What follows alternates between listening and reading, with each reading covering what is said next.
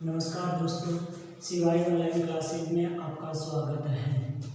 जैसा कि पिछले अलग अलग कक्षाओं में हमने भारत के संवैधानिक विकास के अहम चरणों के ऊपर चर्चा की थी।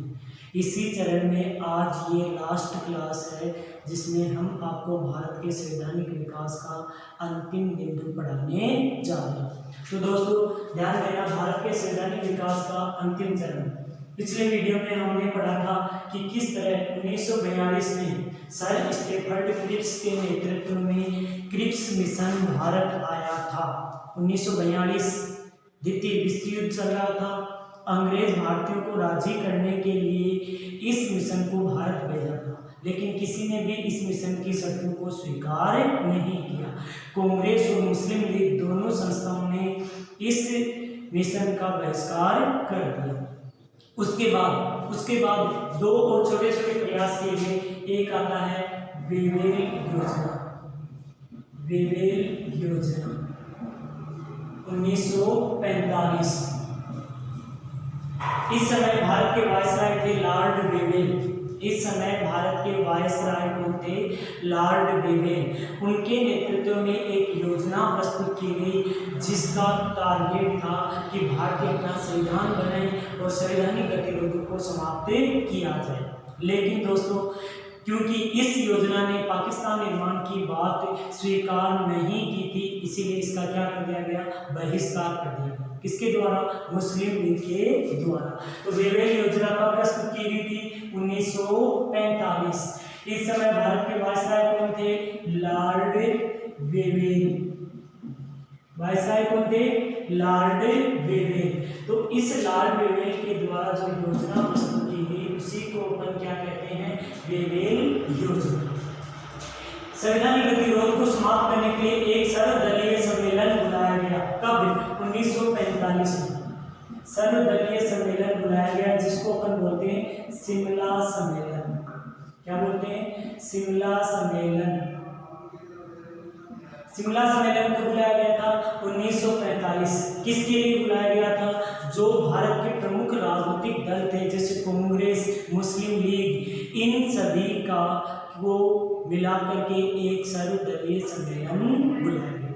इस सम्मेलन में संवैधानिक गतिरोधों को दूर करने का प्रयास किया गया भारत के वायसराय लॉर्ड वेवेल के द्वारा, लेकिन मुस्लिम लीग ने इसका बहिष्कार किया, जिसके कारण ये सम्मेलन असफल रहा। संवैधानिक विकास का अंतिम महत्वपूर्ण बिंदु, दोस्तों ये तो कोई इंपॉर्टेंट चीजें नहीं है। संवैधानिक विकास का अंतिम महत्वपूर्ण बिंदु आपका आता है कौन सा? Cabinet mission plan. Cabinet mission plan. दोस्तों विभिन्न कंपटीशन एग्जाम्स में सबसे ज्यादा संवैधानिक विकास में अब तक किसी भी एग्जाम में क्वेश्चन आए हैं, वो है cabinet mission plan. Cabinet mission plan सबसे पहले तो इसका गठन कब किया गया था? 1946। 15 जनवरी 1946। कहाँ किया गया था? इंग्लैंड में। कहाँ किया गया था? इंग्लैंड में। इस समय इंग्लैंड के पीएम कौन थे दोस्तों? क्लीमेंट एटली। क्लीमेंट एटली। 1946 में जब कैबिनेट मिशन प्लान की स्थापना की गई, उस समय ब्रिटेन के प्रधानमंत्री, इंपॉर्टेंट क्वेश्चन है दोस्तों, कौन थे? क्लीमेंट एटली। क्लीमेंट एटली के द्वारा अब तक जो भी प्रयास अंग्रेजों के द्वारा किए गए, देखो 1942 का क्रिप्स मिशन, उसके बाद 1945 की वेवेल योजना, शिमला सम्मेलन, सभी जो भी प्रयास किए गए थे सब असफल रहे। तो इस समय ब्रिटेन में भी राजनीतिक चुनाव हुए और उन चुनाव में वहां की जो लेबर पार्टी है, लेबर पार्टी भारत को स्वतंत्रता देने के पक्ष में थी। इसीलिए लेबर पार्टी के प्रधानमंत्री क्लीमेंट एटली ने कैबिनेट मिशन प्लान स्थापित किया। इस प्लान का उद्देश्य बहुत ही इंपॉर्टेंट क्वेश्चन है दोस्तों, क्या था? भारत के लिए संविधान सभा की स्थापना। भारत के लिए संविधान सभा की स्थापना। याद रखना दोस्तों, संविधान सभा की स्थापना किस मिशन के तहत की गई थी? कैबिनेट मिशन प्लान के तहत। आपका आंसर होगा, ठीक है।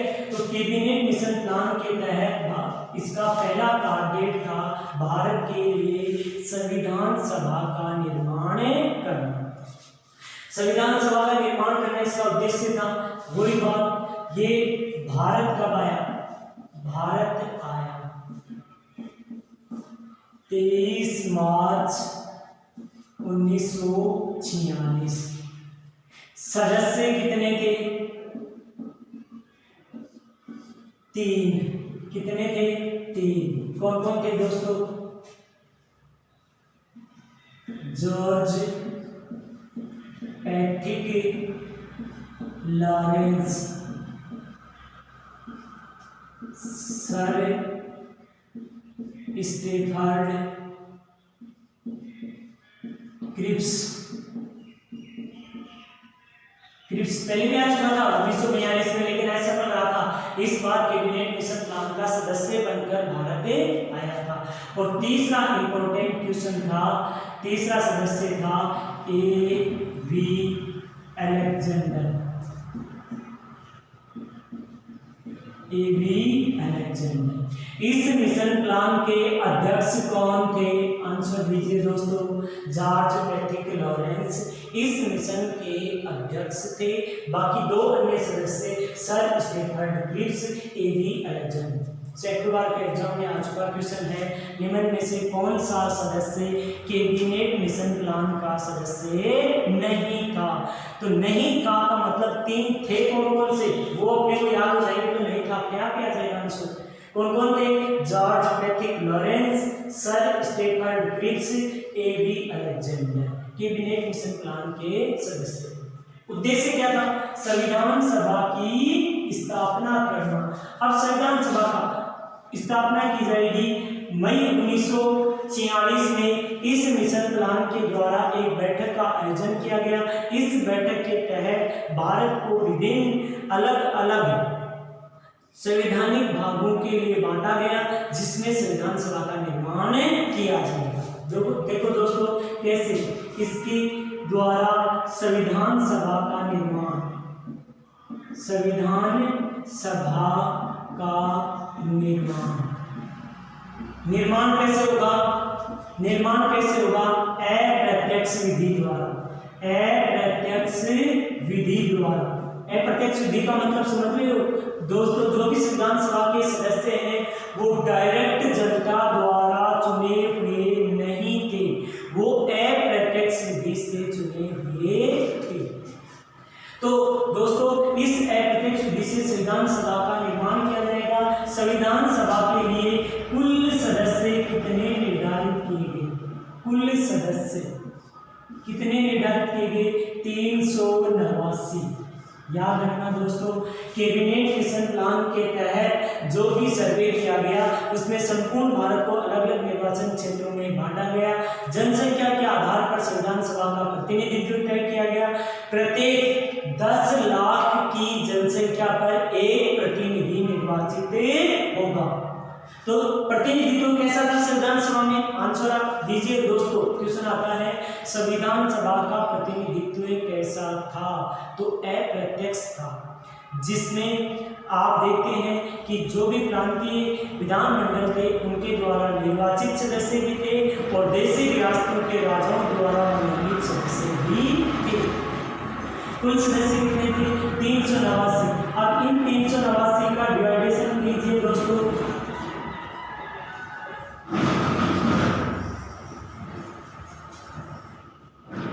संविधान सभा के कुल सदस्य कितने थे? 389। इन 389 में से 292 सदस्य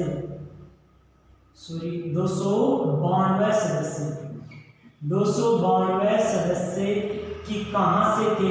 ब्रिटिश प्रांतों से। ब्रिटिश प्रांतों से 4 सदस्य चीफ कमिश्नरी क्षेत्रों से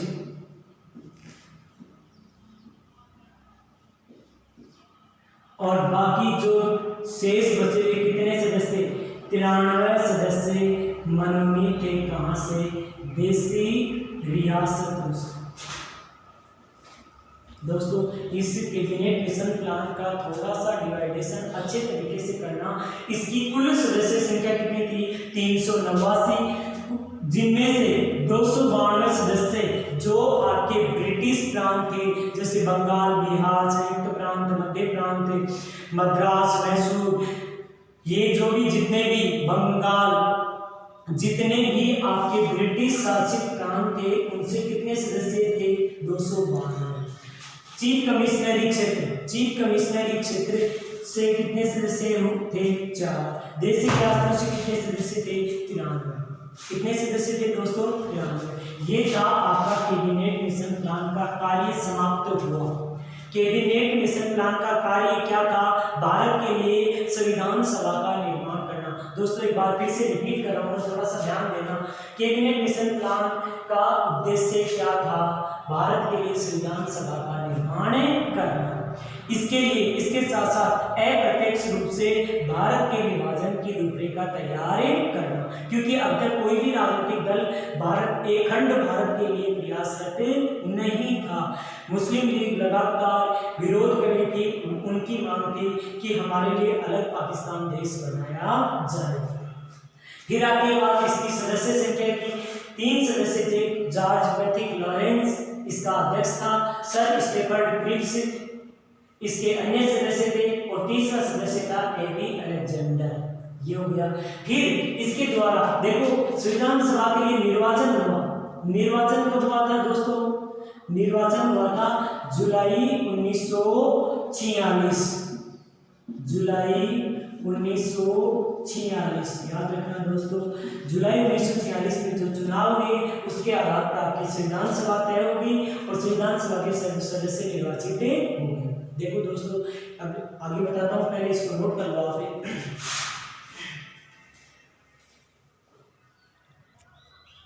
तो दोस्तों आगे देखिए, अपन एक बार इसको दोबारा से डिटेल से पढ़ते हैं, क्योंकि यहाँ से बहुत सारे क्वेश्चन आते हैं एग्जाम्स में। तो देखो कैबिनेट मिशन प्लान के बारे में दोबारा से देख रहे हैं। कुल सदस्य संख्या कितनी हो गई? 389। उनका डिवाइडेशन किया गया। ब्रिटिश प्रांतों से कितने थे? 292। 4 कहाँ से थे? चीफ कमिश्नरी क्षेत्रों से। 93 कहाँ से थे? देसी रियासतों से थे। अब देखो दोस्तों क्वेश्चन आता है एग्जाम में कि कैबिनेट मिशन प्लान के सदस्य थे निर्वाचित, मनोनीत। निर्वाचित व मनोनीत दोनों, सिर्फ नियुक्त। ऑप्शन में आंसर दीजिए कौन सा आएगा? 3 नंबर का, निर्वाचित और मनोनीत। 296 सदस्य, 296 सदस्य कैसे थे? निर्वाचित थे। किस विधि द्वारा? अप्रत्यक्ष विधि द्वारा। 93 सदस्य कैसे थे दोस्तों? मनोनीत। मनोनीत की बात करें तो प्रत्येक राजा अपने यहाँ से संविधान सभा के लिए कुछ सदस्य अपनी इच्छा से संविधान सभा में भेज रहा था। जैसे राजपूताना रियासत से कितने सदस्य गए थे? 11+1, 11 मनोनीत सदस्य थे और एक मुकुट बिहारी भार्गव राजस्थान से निर्वाचित सदस्य था। तो 296 सदस्य निर्वाचित थे और 93 सदस्य क्या थे दोस्तों? मनोनीत थे। अब दोस्तों अपन बात करते हैं कि चीफ कमिश्नरी क्षेत्र। चीफ कमिश्नरी क्षेत्र कितने थे? 4। ए नंबर अजमेर मेरवाड़ा,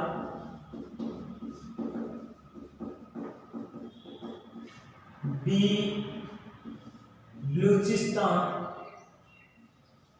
बलूचिस्तान, सी कुर्ग और डी दिल्ली। ABCD याद रखना दोस्तों। A for Ajmer Merwara, B for Balochistan, C for Coorg और D फॉर दिल्ली। अब भारत में जब कैबिनेट मिशन प्लान गठित हुआ था उस समय भारत में 4 चीफ कमिश्नरी क्षेत्र थे। पहला कौन सा था? अजमेर मेरवाड़ा। याद है क्या दोस्तों? राजपूताना का एक अभिन्न अजमेर वाला इलाका था, वहाँ पर अलग से विधानसभा गठित थी। वहाँ पर जो एजीजी थे आपके, उसका मुख्यालय था और एजीजी के द्वारा आपका चीफ कमिश्नर क्षेत्र घोषित कर रखा था। अजमेर मेरवाड़ा से याद रखना कौन निर्वाचित हुए थे? मुकुट बिहारी भार्गव। कौन निर्वाचित हुए थे? मुकुट बिहारी भार्गव। बलूचिस्तान पाकिस्तान में चला गया, कुर्ग कर्नाटक वाला क्षेत्र आता है और दिल्ली आज भी आपका केंद्र शासित प्रदेश है। तो उस समय ब्रिटिश भारत में 4 केंद्र शासित क्षेत्र थे, चारों से प्रत्येक एक सदस्य निर्वाचित हुआ था। तो 4 तो ये और 292 ये ब्रिटिश प्रांतों से कुल मिलाकर कितने निर्वाचित सदस्य थे? 296 निर्वाचित सदस्य थे। देशी रियासतों की बात करें, देशी रियासतों में देखो अपन राजस्थान के हैं, तो राजस्थान के से कितने सदस्य थे? राजस्थान से 11 सदस्य मनोनीत थे, प्लस एक कैसा था? अजमेर मेरवाड़ा से निर्वाचित सदस्य। ऐसी कौन सी रियासत है, ऐसी कौन सी रियासत है जिसने संविधान सभा में भाग नहीं लिया था? दोस्तों याद रखना कौन सी थी? हैदराबाद। हैदराबाद याद आ रहा है दोस्तों? निजाम उस्मान अली भारत में विलय के लिए राजी नहीं था, बड़ी प्रयासों से, सरदार वल्लभ भाई पटेल के प्रयासों से इसको मिलाया गया था। शुरू से ही हठी स्वभाव का निरंकुश शासक जो संविधान निर्माण के पक्ष में नहीं था, वो कह रहा था कि हम अपना अलग देश बनाएंगे, हम ही अपना संविधान बनाएंगे। इसी आधार पर हैदराबाद रियासत ने संविधान सभा में भाग नहीं लिया था दोस्तों। अब बात आती है संविधान सभा की, थोड़ी सी डिटेल से और चर्चा करते हैं अपन कि इसका प्रतिनिधित्व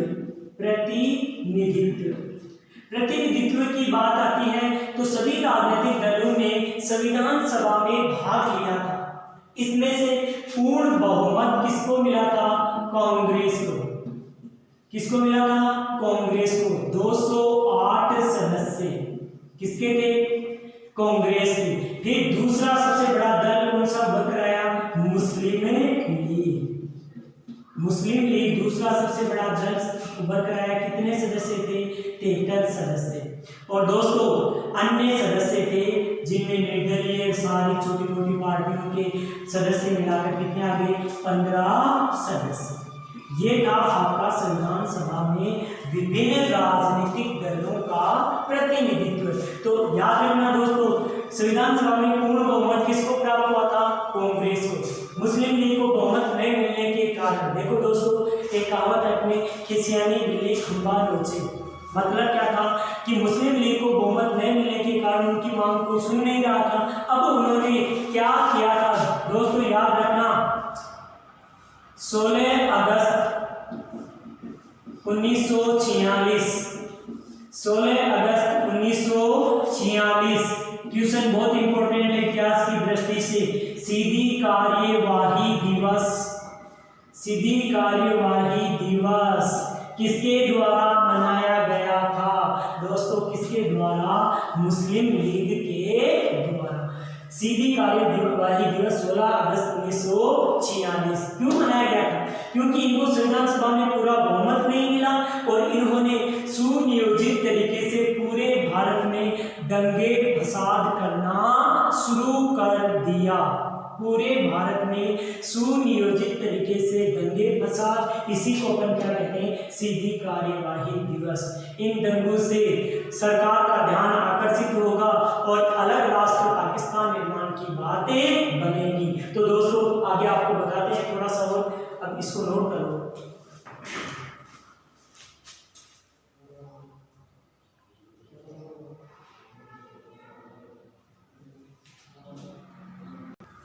मैंने अभी आपको बताया कि सीधी कार्यवाही दिवस किसके द्वारा मनाया गया था दोस्तों? मुस्लिम लीग के द्वारा मनाया गया था। कारण क्या था? पाकिस्तान निर्माण की मांग को जोरदार तरीके से पेश करना। अब इतने से बड़े पैमाने पर पूरे देश में दंगे फसाद शुरू हो गए, ब्रिटिश सरकार चिंतित हो गई, तो उन्होंने अंत में रास्ता क्या निकाला? क्या निकाला दोस्तों? लॉर्ड माउंटबेटन घोषणा। माउंटबेटन बेटन घोषणा। अब कब 1946 में भारत के नए वायसराय एंड गवर्नर जनरल बनकर आए कौन? Lord Mountbatten. लॉर्ड माउंटबेटन को ब्रिटिश पार्लियामेंट द्वारा भारत का वायसराय घोषित किया गया। इस समय भारत ब्रिटेन के प्रधानमंत्री कौन थे? क्लीमेंट एटली। एटली सरकार द्वारा इसके नेतृत्व में एक योजना प्रस्तुत की गई। इस योजना को हम माउंटबेटन योजना या माउंटबेटन घोषणा कहते हैं। इसमें क्या था दोस्तों? इसको घोषित कब किया गया? 3 जून 1946। 3 जून 1946। इसका सबसे बड़ा टारगेट क्या था दोस्तों? अब तक जो मांग मुस्लिम लीग के द्वारा की आ रही थी उसको पूरा करना। अर्थात शॉर्ट में आप क्या कहोगे? इस घोषणा का प्रमुख उद्देश्य क्या था? ब्रिटिश इंडिया का विभाजन। ब्रिटिश इंडिया का विभाजन। ब्रिटिश इंडिया का विभाजन और स्पष्ट कर दिया गया कि अब 2 देश होंगे, दोनों देशों के अलग अलग गवर्नर जनरल होंगे जो सीधे ब्रिटिश सरकार को डायरेक्ट कनेक्टेड करेंगे। और इसके तहत जैसे देश का विभाजन हुआ तो अपनी संविधान सभा का भी विभाजन हुआ। संविधान सभा का भी विभाजन हुआ। और इस संविधान सभा का विभाजन दोस्तों एग्जाम में आया हुआ क्वेश्चन है, कब हुआ था? 3 जून 1946 को। इस विभाजन के तहत भारत की संविधान सभा में कितने सदस्य बचे? 299 सदस्य बचे। अब यही 299 सदस्य भारत का संविधान बनाएंगे। तो दोस्तों इस संवैधानिक विकास में आज आपकी लास्ट क्लास थी। कल से हम संविधान निर्माण के ऊपर चर्चा करेंगे, कैसे संविधान निर्माण होता है, किस तरह की बातें होती हैं, उनको अपन अगली कक्षा में जरूर विस्तार से पढ़ेंगे। ओके दोस्तों, और अच्छे से देखना समझना। जो भी आपके कोई सुझाव है हमें कमेंट बॉक्स में जरूर बताने का प्रयास करें। ओके।